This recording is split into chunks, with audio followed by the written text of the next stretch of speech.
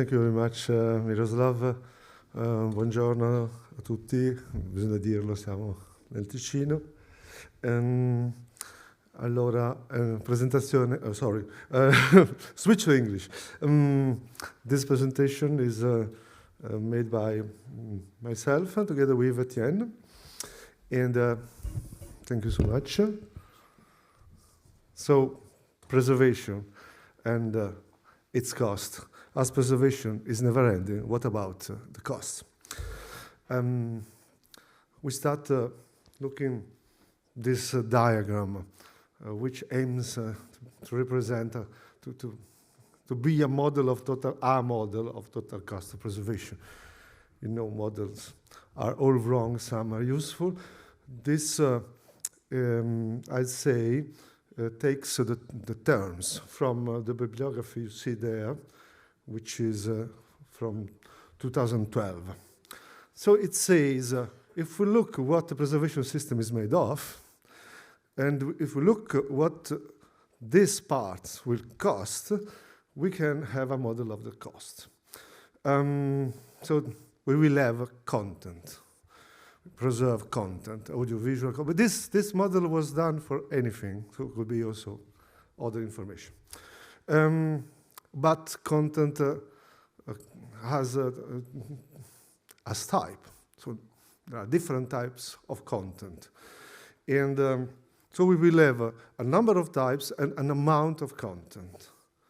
And for audiovisual, we know that content requires storage in quantity. So next step, from content, we go to storage. The storage is related to servers. And for what content? For what servers? It's for services. Services which are given to someone or something who is outside of the preservation system. So mainly the content producers, who are those who put things in, and the content consumers, to use terminology of OAS, for instance, who are the designated community of this content. So there is also people around. We have staff. Staff for what? For looking into the system, monitoring, if everything goes well, to make intervention in the case something happened, or because the interventions are regular and expected. They also have to look outside, the people or the system who submit and access our content. They have to give support to them. And there is another human-based work, is the general oversight. So the idea of the author of our bibliography is that if we take the cost of all of these components, we take into account the quantities, and we take into account the time, it is possible in theory to have an idea of what is the total cost of preservation. Well, what we are saying here is that the time, long term, is very long. And so what about the cost, the cumulative cost? If every year we spend, if every year we have the need to spend, the cost may be unlimited, unbounded.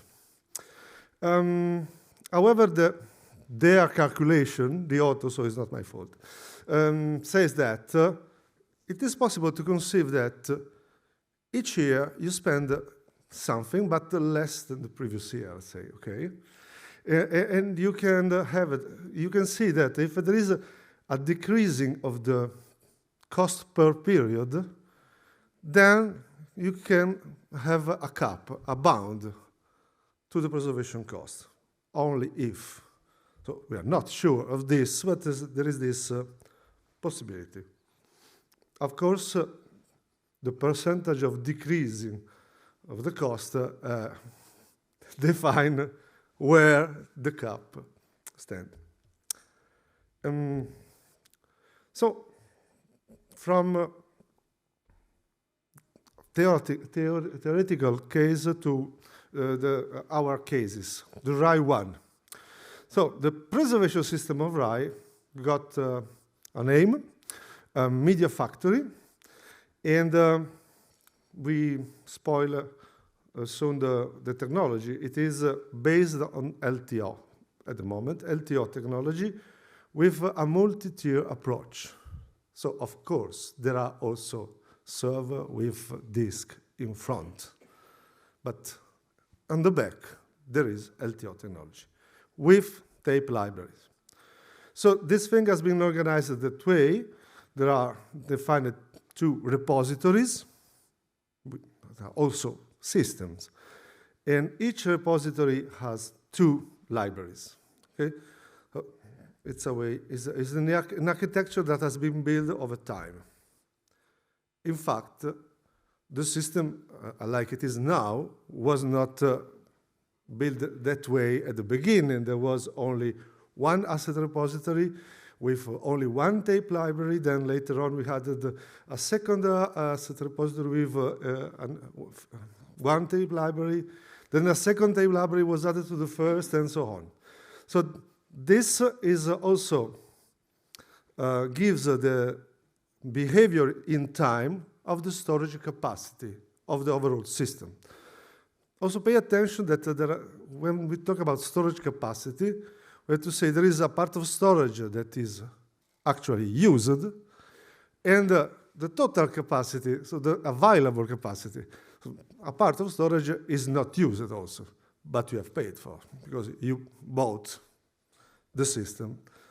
And this is also interesting for the cost analysis. We made it simple, simpler than the model of the previous slide, and always looking at cumulative costs. So we add the expenses year after year, and we found we focused on 3 main categories of costs. So buying things, and the service of maintenance of the investment. So the investment on one end, and the fact that you have to take care of the system if you are the owner. This is in blue. In orange, you see the cost regarding energy and floor combined. That this will be it is interesting because energy, why? Okay, all the system require power for being on, and also energy for keeping this cold enough. The floor is interesting because the price of the floor may depend where your building is, and also as a relation with storage, how many content items can be in a unit of volume. And then the staff. So people looking at the system, giving support, intervention, monitoring. We had the system increased in numbers, and also staff increased accordingly. You see that at the end of the day, acquisition and maintenance is the main part. However, energy. If you look at the dynamic, energy is always there. Acquisition, when you buy something for a number of years, that expense will not contribute much, only for the maintenance part. So, if we look at the cost per terabyte, it's a way, there are many ways to look at cost. If we look at the cost per terabyte in a cumulative way, we say that this cap, this upper cap is visible. Well, there are 2 asymptotic values. One, if we look at the used unit of storage, so the used terabyte, the bound is upper. If you look at available unit of storage, is lower. But you are paying for the available. and your content is the user. So pay attention to this distinction. Now you could make your calculation, well, with your data, please, not with this data, because I'm not accountable for this data. How much content is in per 1 terabyte? It depends. It will depend on the format, on so the selection of the archive. It will depend also on the redundancy you put in terms of number of copies, and how these copies are distributed on different technologies. So if you say that you have, I don't know, 10 hours of content per terabyte, it's just a number, you can say, 250 euro could be the cost of storage for these 10 hours, all time long. It's also a model for taking into account the possibility of you can pay it in advance. So you are producing content, you are archiving, and please pay for the storage for the total time. Of course, the model has to be revised regularly, otherwise it will be risky. We know there are questions. The main factor for having this decrease behavior is due to storage greater efficiency. So in the time, LTO, next generation, is more efficient in terms of storage, is more efficient in terms of flow also. But any migration that is done contributes to have a greater efficiency of the storage. But this, can we think that will be the same behavior for the future? For how long? This decreasing of the cost of storage may, in the future, have a different behavior. So, next question is related to the first. Is cumulative preservation costs really going to be bounded? Also, there is another thing about the size of the archive. Question related to sustainability. Is preservation going to be sustainable? Sustainable can be seen in budgetary terms, but also in environmental terms. We are changing the storage carriers, we are using flow, we are using energy. This is related to sustainability. And the next point is how to measure the preservation cost versus benefits ratio. Preservation is only one side of the archive and is nothing by itself. Preservation is for access. So the benefits should be measured looking at access. Well, you can go back to your archive and ask figures about access, amount of unit of access you made, and also the type of access. Just to have a look at a proxy or have an access to something that is exploitable for professional broadcast or even for new production, different kind of access. However, there is a potential access. So things are there and are available for access. This is also a way of taking into account the value of the preservation and of the archive.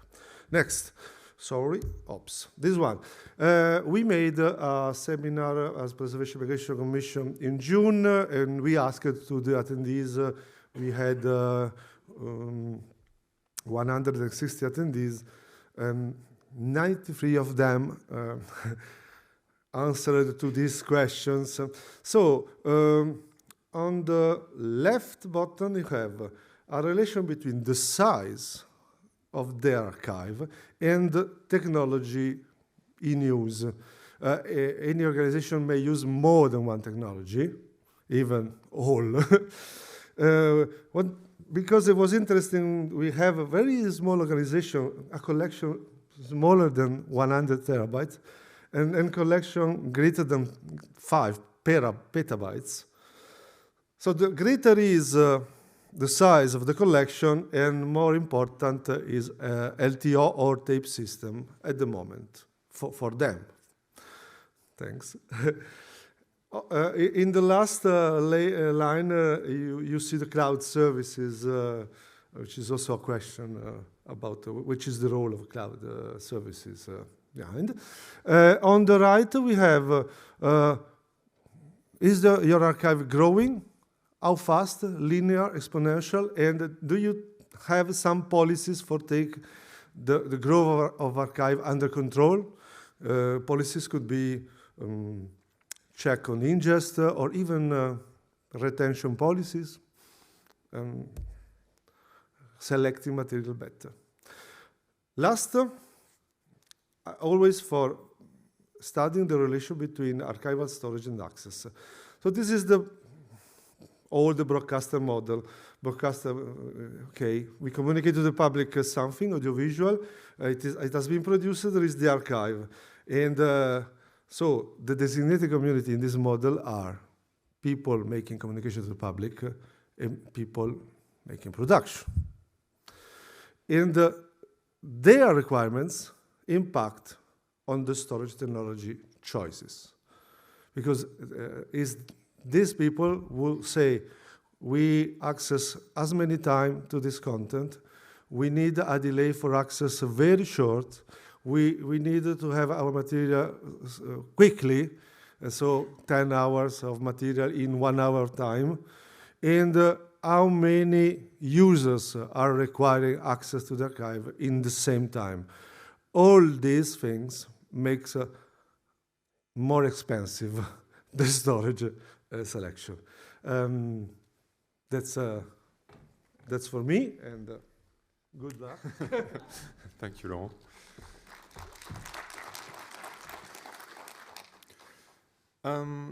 I'll try to complement what Laurent said with a very quick case study, which actually is quite comparable to the situation at RAI. It's the situation at INA, but maybe presented with a slightly different angle. And so I can zoom in on particular aspects of it. So this is the growth of our data in the past almost 25 years. We can see first that it's not linear because there have been some events in our history of storage, change of master formats, for example, in about 2013, and more recently, inclusion of legal deposit into the global archive. So each time it's growing even more. Today, the daily grow rate is about yearly, is about 15 petabytes more per year. So what's interesting to see is the different steps we crossed to get there.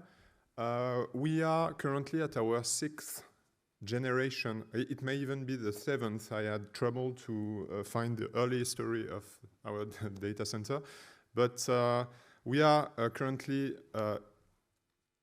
undergoing our 6th migration, probably, from LTO7 to LTO9. So it starts to be a pretty strong experience of digital migration. And on top of that, we have had so far only 3 different robotic systems to handle those formats. So it means every time we migrate digitally, we don't have to change everything.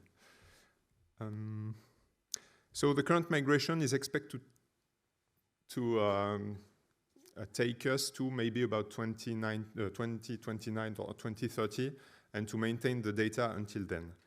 A quick slide with a lot of figures, which doesn't matter exactly what is there. It's just to give a sense, especially to those who haven't embraced a very large digital storage project yet, to give a sense of what costs money and where goes the money exactly. Just the first 2 lines is the cost of our current migration, digital migration. So it's more than 1 million euros. That's very expensive. And that's just for preservation. That's the cost to have the data saved for 7 more years or 8 more years, we don't know exactly. But of course, it's useless if we don't put also money for enabling access to this. So we need to pay maintenance for the libraries, licenses for the software systems, energy, of course, software, I said it already, to change the robot every 8 to 15 years, it depends. So that's actually access is even more expensive than preservation in its initial meaning. But preservation without access is useless, so we need to do both anyway. And also we'll need to expand the capacity to take all the new content that will come in the meantime. So we can estimate, it's difficult to draw a period because every item has a different chronology. The LTO tape we will change the LTO tape generation at one point, but we will change the software at some other point and the robot at some other point. So everything is decorrelated, but that's about the cost we estimate today for that. Also, we are talking about a system with a very strong access rate. So we are pulling about, at average, 200 files per day out of our archive to deliver content. And if we try to establish a cost of a terabyte, so of course, the more access, the more expensive it will be because it will use different technology or the same technology but with different kinds of systems. The less expensive, of course, would be the colder storage where you don't access anything or almost. And the hot storage is more expensive. We try to estimate a cost per terabyte. I don't know the exact calculations, but that takes into account also the staffing, the floor cost, and everything. And we found out that our current LTO system for near online storage with high access rate is about 24 euros per terabytes per year. And if we were to try to compare it to cloud, just to make a point, well, cloud is interesting because you can have very low rates for very cold storage, what is called deep archive or cold archiving. But once you add access, the prices are going up very quickly. It's difficult to compare, but I try to find the equivalent to our near-online storage at a French cloud storage provider, and it was between 3 and 4 times more expensive for similar service, kind of. So, and in that case, we are talking for us on-premise of 2 copies, 2 different sites, and cloud storage, maybe it's 2 copies, but we don't know because it's in the cloud and that's not our problem somehow. So just a quick slide also to compare the cost of energy between cold and near online storage on LTO and on online hard disk. So hard disk is good because you have everything accessible instantly. I say hard disk, it can be flash memory as well. You can access everything instantly, but LTO, you just need to wait a few minutes when it's near online, and it's much more efficient in terms of energy. So the difference is very important. And a quick conclusion, so that all looks very expensive, and it is, and complicated, it is. But so far, that works. We have been doing that for 25 years, and all the data is safe and sound so far. Of course, we need to be very careful about some specific stuff that I don't have time to talk about, but of course we will be able to talk later if you need to. So data migration, that's our future for forever, and so far it's magnetic tape, and we don't know what it will be next. So thank you. Laurent, you want a last word, or that's okay for you? Okay, it's time already.